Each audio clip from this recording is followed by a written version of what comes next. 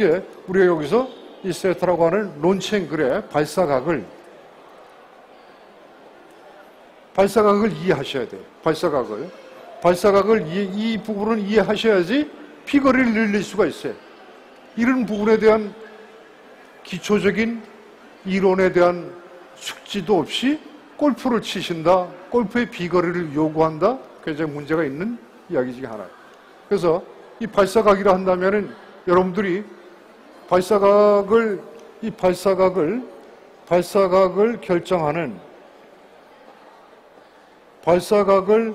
결정하는 요소는 골프를 치시는 분들은 말이죠. 굉장히 심플하게 그냥 대답을 하세요. 발사각은 누가 결정하느냐? 발사각은 로프트가 결정하는 게 아니냐. 로프트가. 누구든지 물어보면은 발사각이 예를 들어서 어떤 분은 난 볼이 이렇게 너무 이렇게 떴다가 이렇게 떨어진다.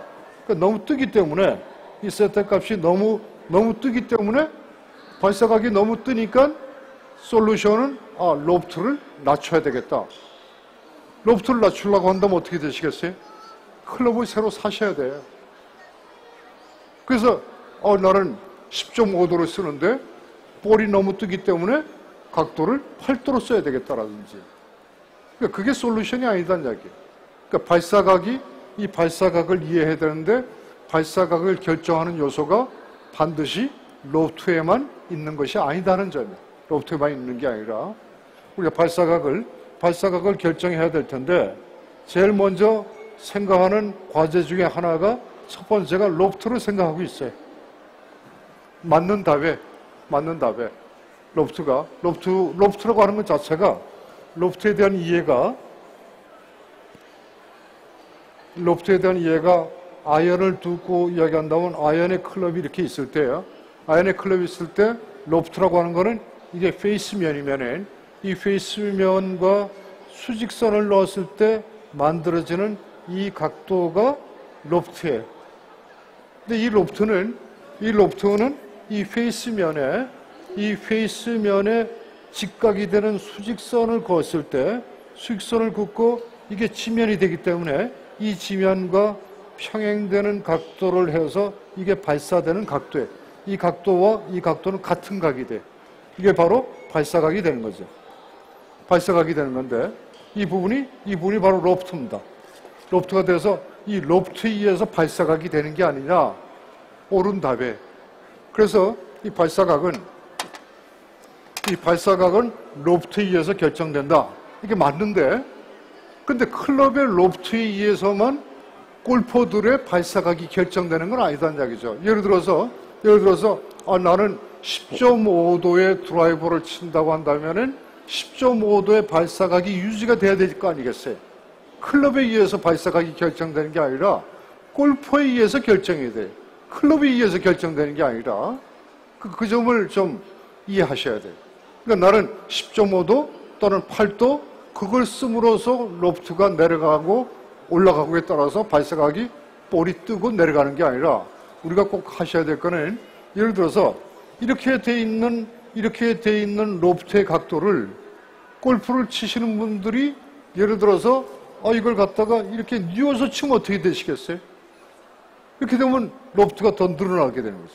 그러니까 다시 말해서 예를 들어서 드라이버에 있어서 티가 이렇게 있을 때 볼이 있는데 어떤 분들은 볼을 이렇게 올려친다는 얘기죠. 어떤 분들은 아이언처럼 내려 찍는다는 얘기죠. 그 올려치게 될 때 이렇게 올려치는 각도가 몇 도 각도로 올려치고 있는지 올려치는 각도에다가 로프트가 더해져야죠. 그러니까 예를 들어서 올려치느냐 내려치느냐 자기가 골퍼들이 어떻게 공격을 하는지 클럽을 가지고 어떻게 공격을 하는지 그게 이제 어택 앵글이라고 하는 용어로 쓰는데요. 어택 앵글이 바로 공격 각도가 됩니다.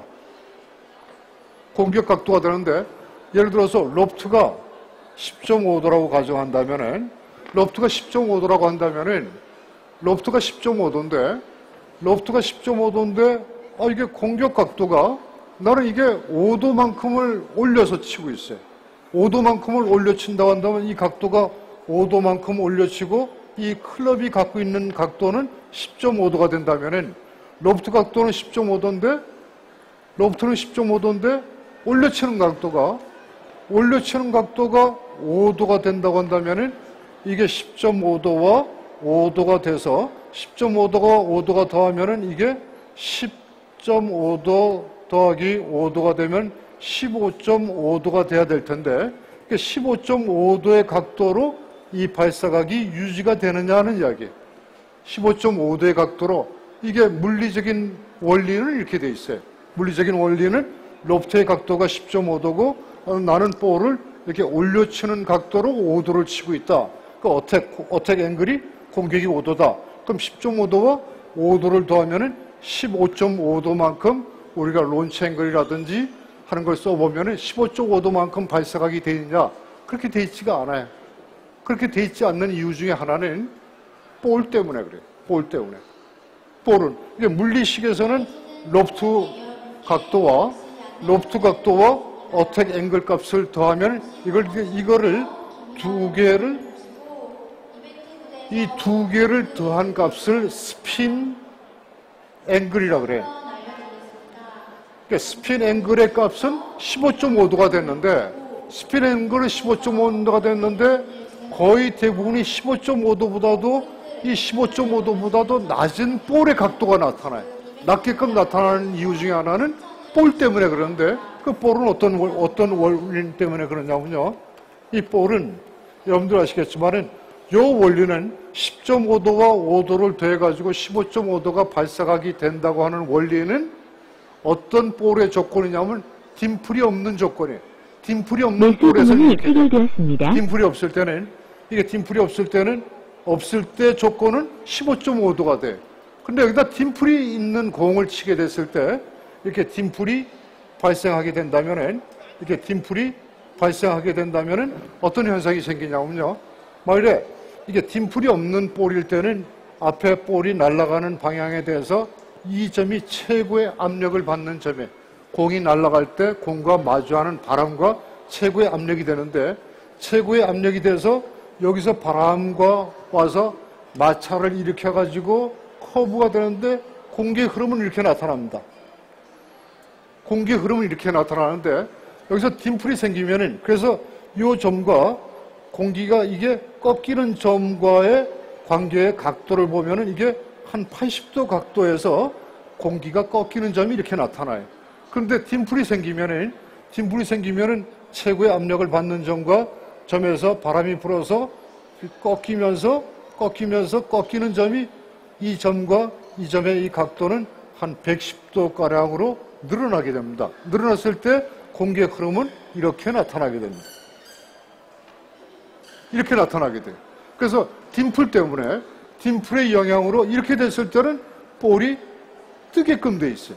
그래서 볼은 이렇게 뜨게 돼 있는데 딤플의 원리 때문에 볼이 뜨지 못하게끔 하고 있어요. 그래서 이쪽에서 본다고 한다면 스핀 앵글이 예를 들어서 로프트의 각도가 10.5도고 어택 앵글이 5도면은 두 개를 더하면 15.5도인데 딤플 때문에 그러니까 딤플의 원인에 의해서 볼이 뜨는 반감하는 비율이 30%에서 한 50%까지 반감이 돼요. 예를 들어서 30%가 반감이 된다고 한다면은 이게 15.5도가 됐는데 15.5도가 돼서 30%가 반감된다면 70%가 된다면은 35에서 77, 한 10도가 돼버리는 거예요. 그래서 실제적으로 본인한테 나타나는 발사 각도가 10.5도라고 하는 부분이 나타나게 되는 거죠. 그 다음 또 하나, 이 부분 말고 또 하나 작용하는 것 중에 하나는 로프트가 있고 어택 앵글이 있는데 세 번째 작용한, 근데 이 볼은 거의 다 유사성을 가지고 있어요. 어느 볼만큼 잘 뜨고 안 뜨고 하는 게 아니라 거의, 그래서 딤플의 숫자는 280개에서부터 550개까지 뭐 다양하게 있지만은 딤플의 숫자에서 결정되는 게 아니라 볼에 높게 뜨고 낮게 뜨고 하는 거는 딤플의 깊이에 결정이 돼. 이 딤플이 이렇게 있다고 한다면 이게 깊이가 얼마냐에 따라서 볼이 높게 뜨고 낮게 뜨고를 결정하게 되는데요.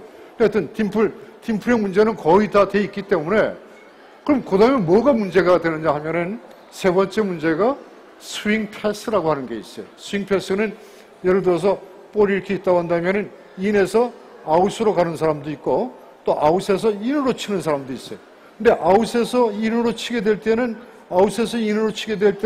딤플이 볼이 뜨는 거를 막아주는 원리와 똑같이 이 아웃에서 인으로 들어올 때도 볼을 뜨는 걸 막아주는 역할을 하고 있어요. 그런데 여러분들이 말이죠. 어떤 조건이 내가 어택 앵글이 올려치는 게 아니라 아이언처럼 내려쳐서 네거티브 앵글이 나와서 마이너스 각도가 나오고 마이너스 5도다. 올려쳐서 플러스 5도가 될 텐데 마이너스 5도가 돼서 어택 앵글이 마이너스 5도인데 그 다음에 스윙 패스도 아웃에서 인으로 들어오고 있고 어택 앵글도 마이너스고 그 다음에 스윙 패스도 아웃에서 인으로 들어오는데 골프를 치시는 분들이 경력에 따라서 나는 20년 경력이기 때문에 로프트를 8도로 쓴다. 굉장히 어리석은 방법이죠. 그러니까 이게 이렇게 될 때는 어택 앵글 값이 낮고 그 다음에 아웃사이드에서 인으로 오고 그럴 때는 굉장히 과감하게 경력 그런 것 등등을 무시해서 과감하게 로프트를 키워야 돼. 뭐 12도짜리 쓴다든지. 근데 12도짜리를 아마 경력 한 30년 되신 분이 12도 로프트의 클럽을 가지고 가면은 웬 안에 거 들고 나왔냐고 창피하게 생각합니다. 이런 부분들을 고려해 보셔야 된다는 얘기죠.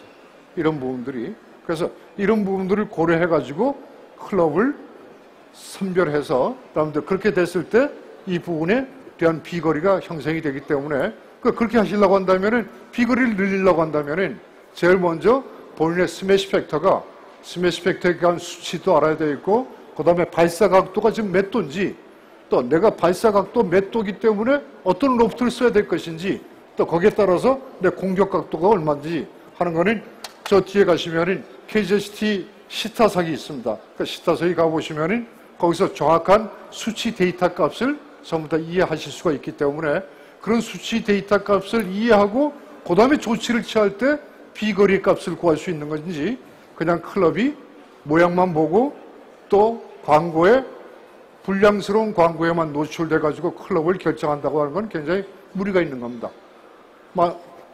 마지막으로 하나만 더 설명을 하고 끝내겠는데 우리 여러분들이 아마 생각하시는 것 중에서 비거리가 안 되니까 전부 다 생각하시는 방법이 고반발 드라이버를 생각하세요. 고반발 드라이버를 치면은 비거리가 많이 나갈 수 있을 것이냐. 근데 고반발이 0.9다 또는 0.91이다 0.92다 하는 이런 수치를 발표하고 있는데요. 0.9, 0.9이라고 하는 건 뭘 말하냐면 말이죠.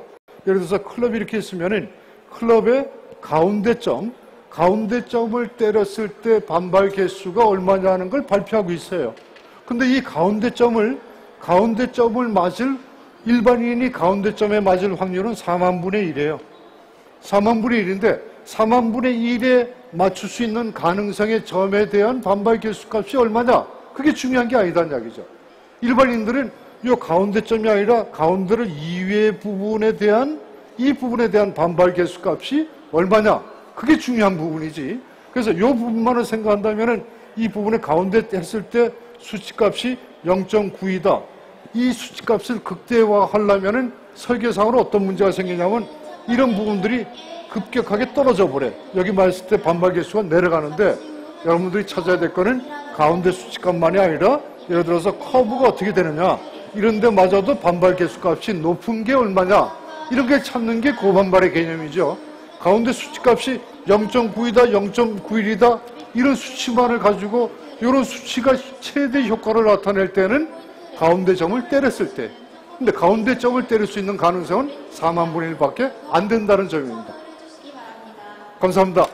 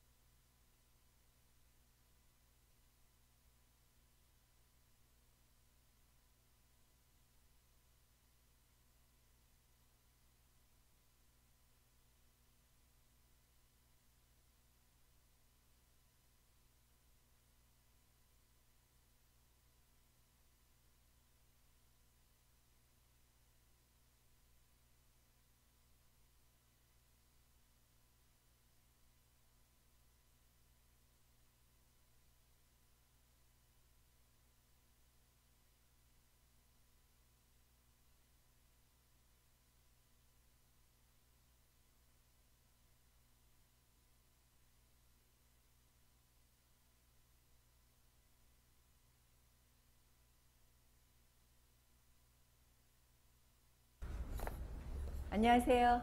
네. 오늘은 또 특별히 이렇게 촬영까지 한다 그래가지고 제가 지금 마이크를 2개를 차고 있습니다.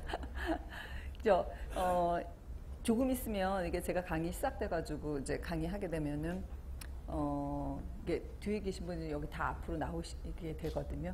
거기 앉으신 분들 그냥 이쪽으로 다 이쪽으로 오셔서 앞에 앉으시면 제가 손도 만져드리고 앞에 앉으시면 제가 선물도 드려요. 앞으로 여기 앉으시는 자리를 한 명도 안 앉으셨는데 보통 제가 강의 가면은 이 앞자리로 다 오시는데 여기 다 뒷자리로 가셨어요. 여기 앞으로 오세요. 옆으로는 잘 안 보이고 그다음에 제가 설명할 때 이게 방향이 이쪽으로 이렇게 보이시게 되면은 굉장히 곤란한 점들이 많아요. 그러니까 정면에서 보는 게 지금 가장 좋거든요. 그래서 이쪽으로 가운데로 오세요. 여기는 가장 먼저 오신 분들에게 주는 프라이어리티, 여기 제일 좋은 자리거든요. 근데 하나도 안 앉으셨어요. 이쪽으로 오세요. 제가 여기 앞에, 물론 뒤에도 잘 보이지만은 제가 여기서 하시는 거가 바로 앞에서 보이기 때문에 잘못되면은 제가 바로 지적해드리고 고칠 수가 있어서 여기 자리 좋아요. 네. 그러면 나중에 오시는 분들도 이쪽 앞쪽으로 좀 인도해 주세요, 자리. 예. 오늘 저기 2시간 강의죠? 네. 예. 혹시 저를 최영이라는 이름 처음 들어보신 분? 오늘 처음? 혹시 한 분만 계시는 거예요? 혹시 그러면 저 최영이라는 이름은 뭐 오늘 강의자로서 알겠지만은 뭐 골프 채널이라든지 골프 컬럼이라든지 뭐 등등 해서 오늘 저는 최영이라는 사람은 저기 생전 처음 듣는. 사인 받아라고 했어요. 네? 사인 받아라고. 아니 그거는 됐고요. 일단 저 처음 예? 예? 손 들어주셨잖아요. 네, 처음 들어봤어요. 최영이라는 이름을 오늘 골프는 하시는 거 맞아요? 골프 안 하세요? 그럼 잠깐만 나와보세요. 잠깐 좀 불편하시지만 나와보세요. 예. 골프 이제 한 번도 안 하셨다는 거죠? 네. 예, 그럼 앞으로는 하실 거예요? 예. 예, 앞으로 하실 거죠. 저는 이게 최혜영이라는 사람이고요. 이게 제가 만든 최혜영의 반대로 하는 골프. 이게 이제 2004년에 한국에 제가 들어와서 미국에서 만든 책인데 이거 다 아시죠? 거꾸로 하는 골프, 반대로 하는 골프. 이 책은 2004년 미국 LPGA.com의 최고 뉴스로 1년 동안 떠 있는 책입니다. 제가 드릴 테니까 앞으로 이제 골프하실 때 도움이 되시라고. 다른 분들은 제가 최혜영이라는 이름은 어쨌든 뭐 어떻게 해서라도 듣고 그다음에 제가 처음에 한국에 왔을 때는 뭐 미국에서 최초로 온 뭐 골프 프로 뭐 이렇게 잠깐 이렇게 아시는 분들도 계셨는데 제가 이제 한국에 와서 저 반대로 하는 골프 책을 출간하면서 이제 그게 13년 된 거죠, 골프 책이. 그리고 가장 많이 팔렸고 또 미국이나 중국에서도 그 책을 번역해가지고 가지고 있는 책이기 때문에 매도 주문이 체결되었습니다. 거꾸로 하는 골프 최혜영 이렇게들 또 알고 계시더라고요. 네, 저는 이제 한국에서 연세대학교를 졸업하고 매도 주문이 체결되었습니다. 옛날에 골프 클럽이